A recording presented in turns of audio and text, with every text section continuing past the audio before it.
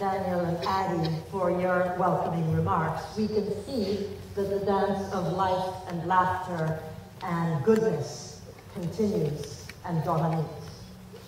Thank you. And thank you also, Daniel and Addie, for your faithful and strong and deeply caring leadership of this class, but also you influenced the entire school in that way. So I have the great joy of welcoming all of you here to celebrate this commencement of the great class of 2012. Welcome to all of our parents and grandparents and family members, all of you friends who've traveled from far and wide to join in this glad celebration. Welcome to our speaker, John Gatins, board chair, Tracy Tang-Limpy, class of 1980, trustees, faculty, alumni, I've seen many of you around, students, and our soon-to-be graduates. I'd first like to thank the parents and families here for having shared your sons and daughters with us. You heard from both class presidents that they are the best young people in at least the country, if not the world and the solar system, is that it, Addie? So thank you for sharing them, but let us all thank you, because without you, they would not be here walking across this dais to receive the diploma. So thank you to all the parents and families.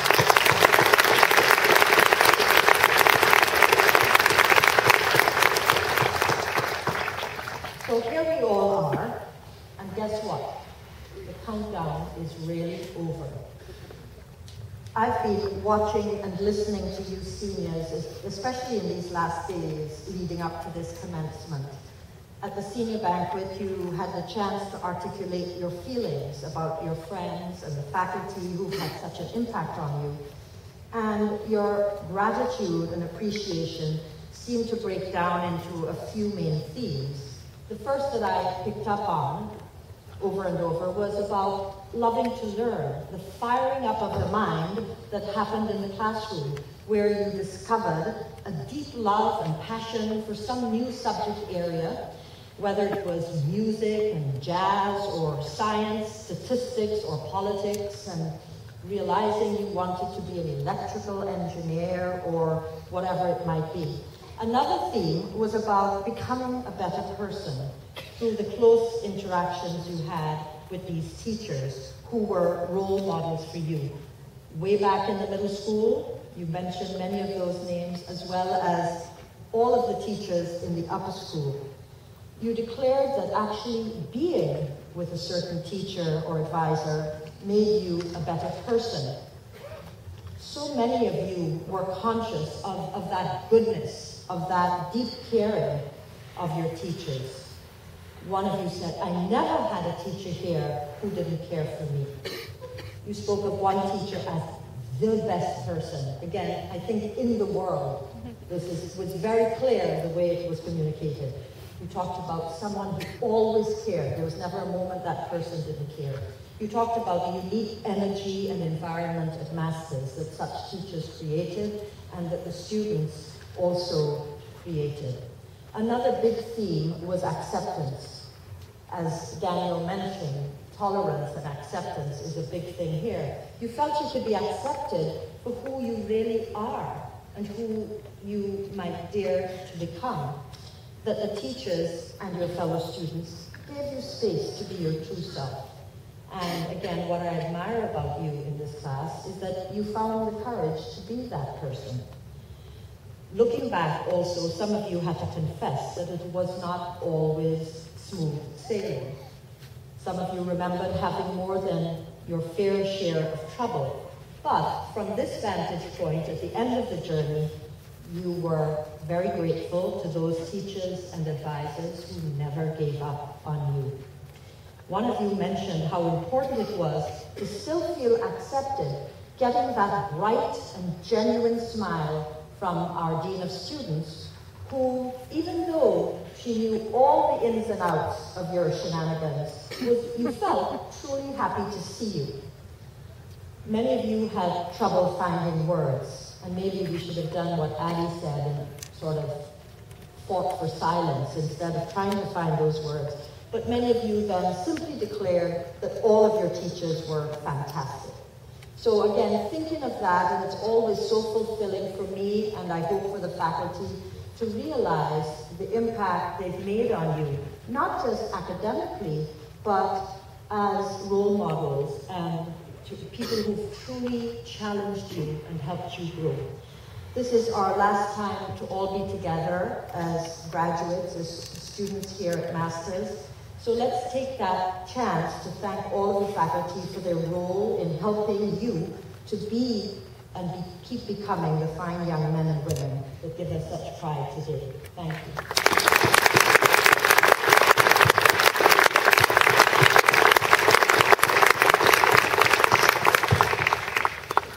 And I think that's why this commencement celebration is always bittersweet, because it's at the end of the journey that we look back and really get a sense of all these connections that are so powerful, and we realize how much we have been transformed. The faculty and I share with your families great pride and gratitude and a sense of awe at your growth and achievements. We also feel that sense of excitement about all the new opportunities for growth that lie ahead. We will certainly miss you. And yes, Addie, when we come back, everyone will remember you and want to see you, or each of you.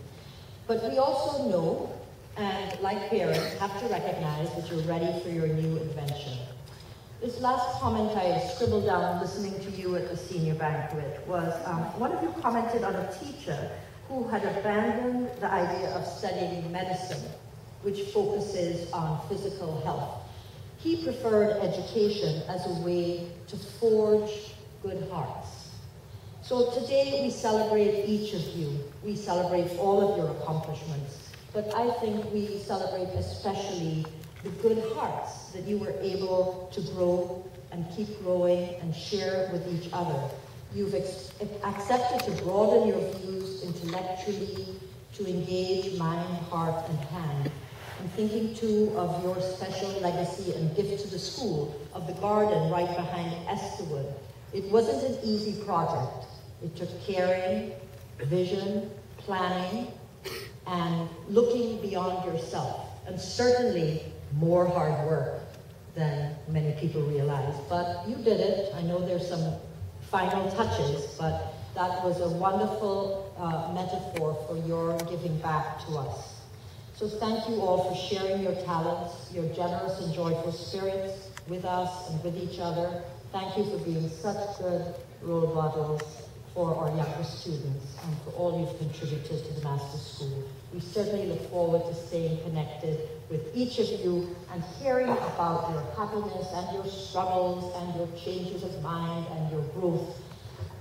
But what I'm looking for is that as you get brighter and brighter and get more and more degrees, that your hearts also grow bigger and bigger. I think Lana Tenson, who visited us this spring, that was the message, and I think all of you heard that. So hold on to that as you move forward. It's now my great pleasure to introduce our commencement speaker, Mr. John Gatins. Mr. Gatins, a native of New York, lived for many years in the Hudson Valley, not far away. Much of his youth was spent in Poughkeepsie, and then he attended Vassar College, from which he received a degree in drama. In his relatively short film career, Mr. Gatins has met with extraordinary success as an actor, screenwriter, producer, and director. Upon graduation, he moved to Los Angeles, where he landed acting roles in several films before venturing into screenwriting. His credits include Summer Patch, Hardball, starring Keanu Reeves, Coach Carter with Samuel L. Jackson, and Dreamer featuring Dakota Fanning and Kurt Russell, which he directed as well, and last year's hit, Real Steel. And we're looking forward this fall because the new film will be called Flight, and it stars Denzel Washington. Away from the film set, Mr. Gatins is dedicated to Hollywood Heart. He also is a role model for giving back. This is an organization that opens doors for teens and young adults affected by HIV/AIDS and other at-risk youth. And this Hollywood Heart has an innovative arts program and annual summer camp.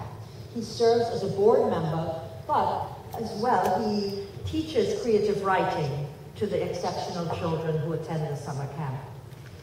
He and his wife have 3 beautiful children, and I'm already recruiting them.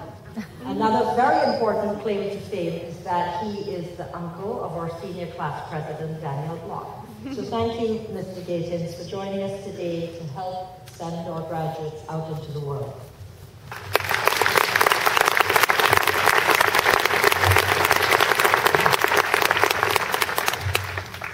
Good afternoon. I would like to thank Dr. Fonseca and the administration, faculty, and staff of the Master's School for inviting me here today. And any other luminaries who might be looming. I'm going to be really honest with you. I was very nervous about giving this speech. You know, I flew from California yesterday, and so with the time change and everything, I couldn't fall asleep last night. So literally, the sun was coming up as I was still rolling around in bed. And so when I finally fell asleep, I had this nightmare. And I was back in high school. And I'm in high school, and it's the Master's School. And I'm walking through the Master's School, and of course there's nobody around, it's really dark. And because it's my dream, I'm naked, except for like this small pair of like Hunger Games underoos that I'm wearing. And I'm walking down this hallway, and it's dark and it's strange, and I find myself, you know, in the dungeon near the Lost and Found. And I look over, and it's like, there's Maureen Hicks, he kind of looks at me and nods, and he's gone. And so, like, I hear Gautier's, like, somebody I used to know, he's, like, starting to play, and I walk around, and then I hear these footsteps. I hear, like, 3, like, sets of footsteps, you know, and they're pursuing me, so it's a dream, so I just start running. And I'm running, and I'm running, and I'm running, and I lose my footing, and I fall on the ground, and there's 3 adults standing over me, 2 very well-dressed women and a well-dressed man. And the women lean down, and they look at me, and they say, "Do you know who I am, young man?" And I just shake my head, because in my dream, I'm paralyzed. You know, in your dream, you can't really talk? And I look, and I can't defend myself, I can't say why I'm here. And I can't say anything. Do you know who I am? And I just shake my head. I'm Miss Heinlein, and I didn't see a hall pass. I don't know who it is. The other woman says, "Do you know who I am?" I'm shaking my head. I can't speak. "I'm Miss Barrow. You need a DC. You're going to the DC. You'll be tried by a jury of your peers." And the gentleman leans down to me and says, "Do you know who I am?" And I just shake my head and he says, "I'm Mr. Julian, and you're in big trouble." And the first noise that I make in the dream is I just burst out laughing. And he looks at me and he says, "What's so funny, young man?" I said, "Dude," the first thing I say in my dream, "Dude, this is my nightmare, and you're going to tell me your name is Julian?" Well, he didn't think that was very funny. And look, let's defend him in the parameters of my dream. Let's just defend the fact that, like, here is a mostly naked middle-aged man wandering the halls of a high school. So to pick me up and drag me out of there, fine. But I sense the injustice, you know what I mean? Because I was meant to be there is what I'm thinking. So then what I hear is this thundering sound, this sea of hooves. And I look down the hallway, and what do I see? A herd, a pack, 116 purple panthers sprinting down the hallway towards me. Now, on top of these panthers, on these special riding saddles, perfectly designed so as not to injure these panthers in any way, is every member of the class of 2012, sprinting towards me, this cavalry to save me. And they surround us, and I look up and I recognize people, and there's Luke Gerner. And he looks at me, and now it's a dream, so it's slow motion. He says to me, "Come with us. Come with us now." And I look over and I see Nathan Bernstein. Nathan Bernstein's holding the reins of one of these purple panthers. The only one that doesn't have someone in it, and I get it now. They're rescuing me. So now I'm in the saddle of this purple panther, and LMFAO's Party Rock Heaven starts to play. You know, and Tosin says, "We ride, we ride." I'm thinking a very un-Tosin thing like to do, but we ride. So now we're sprinting down this hallway out into this field to freedom, to freedom. And I woke up, and I'll tell you something. I knew I was going to be okay. Because you all visited me in my dream, I realized you were like my Native American spirit guides. And that, you know, I'm now a member of the class of 2012. I am you, and you are me, and we are all together. And I plan to stay very close with all of you, each and every one of you. I'm going to visit all of you at college. Every single one of you. I travel light. I have a pool raft that I blow up. It's like a mattress. You'll be in your bed, and I'll be right next to you. It's not nearly as creepy as it sounds. So, it's funny, you know, you guys can hear me, I know, but what you can't hear is the voice that's in my head. And the voice that's in my head right now is the collective voice of the master's school, faculty administration, the hired, and what that voice is saying right now is, he's pandering to them. Shameless. This is Hollywood flim-flammery. Now, why the collective voice of the master's school sounds like Professor McGonagall from Harry Potter movies, I don't know. Just trust me that it does. I mean, could be Hogwarts here behind me, but just trust me that it does. I have voices in my head. I can hear Yumi's voice in my head. Yumi is saying, his dreams have a soundtrack, really? Yes, Yumi, everything in Hollywood has a soundtrack, including my dreams. Okay, young lady? So now that we're family, I figured that we should cover a few other things. And Dr. Fonseca told you a little bit about who I am. But let us become family, shall we? Even further. So yes, I was 1 year here, went to Vassar College. After Vassar College, in my last years, I knew that I wanted to go to Hollywood to be a movie star, to become a movie star. I became a bartender and a waiter and a valet car parker. I was a nanny, they called me the Manny. I watered plants. Yes, I did water Brad Pitt's plants. And then at one point I did get my big break, which was Witchboard 2, which was a movie about an evil Ouija board, which landed me a role in Leprechaun 3, a much coveted role in Leprechaun 3. Not the first one, that was Jennifer Aniston, not the fifth one, that was in space, but Leprechaun 3, which is a lot like the Hunger Games, but it's not like a bunch of beautiful, waif-like young people chasing and killing each other. It's just one very old, very short, ugly leprechaun killing old people. So, I knew there was nothing left for me to do in my acting career at that point. I had reached the pinnacle. So I moved on to being a writer, which is a lie. That's not how that happened. What actually happened was, I was at a poker game with other guys that I graduated Vassar with, and one of them was working for a producer, and he said, you know, you're such a funny guy, you should write a screenplay. If you ever get broke enough, I'll pay you to write a screenplay. So I called him the next day, and I said, I have an idea for a movie. So I pitched him this movie idea, and he said, I'll pay you $1,000. I'll pay you $500 when you start and $500 when you finish. So I wrote it with a big pen on a legal pad. I didn't have a computer. This was 1990, very early. You know, we didn't really have computers on the internet, but... So long story longer, we sold that screenplay to Disney. It was called Smells Like Teen Suicide, and that script got me a job writing this old movie that nobody ever wanted to make called Varsity Blues. And we were able to get that movie made, and it kind of, you know, kicked off this writing career where I, as Dr. Fonseca said, I wrote, you know, Summer Catch, which the greatest Freddie Prinze Jr. baseball movie ever made. Cape Cod has yet to forgive me for that movie. But, you know, I did. I stumbled forward and kept kind of, you know, and yes, King, where's Tyler Pager? He's here, yes? He goes, Tyler, stand up. Come on, you're awake. There you are. Thank you, sir. Thank you, sir. Tyler. I did. I read The Tower cover to cover last night, so I thank you for the article.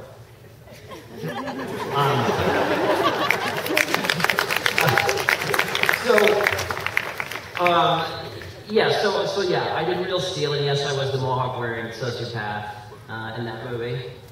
And I think most call it, you know, the greatest performance by a screenwriter in recent history. So yeah, well now in full disclosure, as you know, and as we've just said now, that I'm also the uncle of Daniel Block, your class president, and you've apparently been president here for years. You are the venerable czar of Dobbs Ferry. And, we thank you for your service, and we now ask you to take your iron fist to Philadelphia and bring Swarthmore to its knees. Godspeed, young man. I asked my sister Ellen Block, Daniel's mother, who's here, who herself is a Vassar graduate with a law degree, and I said, Ellen, what do you think I should say to these people, these young people? And she said, resist the temptation to plug your new film, which I thought was excellent advice. And I agree, because telling the class of 2012 that the movie entitled Flight that I've been writing for 12 years, starring Oscar winner Denzel Washington, directed by Oscar winner Robert Zemeckis and Forrest Gump fame, will be released in college towns all over the country on Friday, November 2nd, 2012, would be in 4 kids. I couldn't agree more, Ellen. But I will say, Ellen, this is an amazing thing you've done. I mean, truly. I mean, to connect that amazing kid with this amazing school was an unbelievable thing. You and Andy are outstanding parents. You really are. You all are. All of you parents. Look at you. I mean, I have to acknowledge all the parents and step-parents and grandparents and aunts and uncles and brothers and sisters and parole officers. I promise you guys that until you have children of your own, you will never understand the depth of your debt to your folks. You know, your parents, honestly, come on, they've given their time and energy and resources to put you in these chairs today. They even bought you those white pants you're wearing. And unless some of you are planning on working on a cruise ship, you will never.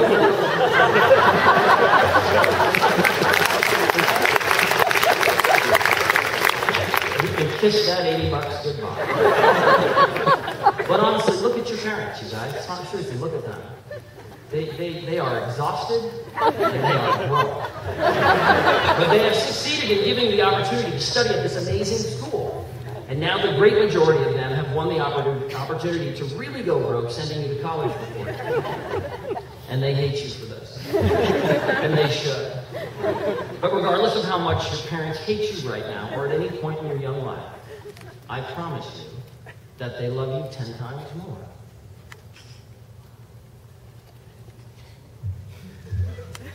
That is the blessed curse of parenting, isn't it? How much we love them. The true coin of the realm, if you will. Because I promise you, it is in the darkest hours everything will fail you. But their love never will. I'll come back to that. Indulge me as I thank my mom. She's a master's school grandmother. Without her, I would not be here today. And that's true. Thank you, Mom. Without her, you would all be listening to Homo Kalili, who is a renowned British scientist whose expertise is the dung beetle. She recently published an article entitled, "Just How Strong is a Dung Beetle?" So let's all thank my mom. And so no one feels cheated, I can tell you that the dung beetle is very strong. The male dung beetle can carry 1,141 times his weight, the equivalent of a normal person pulling 6 double-decker buses full of people. They are very strong. He's lost his mind. Do you think he's gone mad? Dung beetles, really? I was told he was a writer. He actually writes a speech. Yes, I've actually written a speech. I'm getting to it. A very gracious letter from Dr. Fonseca. She said, I would imagine, I quote, "I would imagine that you could speak very eloquently to them about the importance of following one's passions and using one's individual talents to educate and influence people about important issues and to make a difference."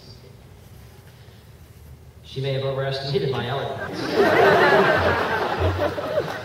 But in an attempt to quickly honor Dr. Fonseca's request, my passion is obviously telling stories. My greatest talent is not wit, but resilience, if that's a talent.